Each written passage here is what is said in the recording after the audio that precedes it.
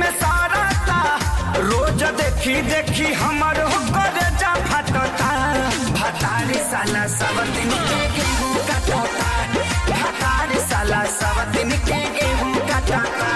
जब मना करी हमारा के रोजो डांटता जब मना करी हमारा के रोजो डांटता भतारी साला सब दिन के गेहूं काटता भतारी साला सब दिन के गेहूं काटता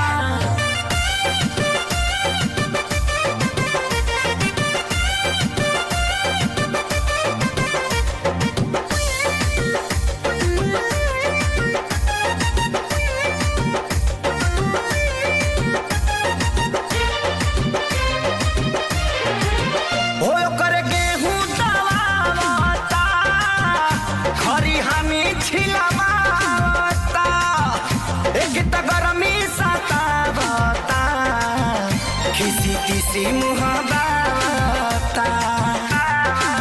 ए सखी सुनो ना ए ओ गल गेहूं दवाता खरी हानि छिलवाता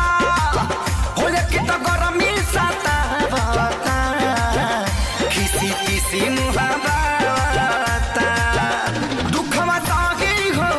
कैसे कही हो भइल कुकुर के रहन जूठे पतल चाटता भतारी साला सब दिन के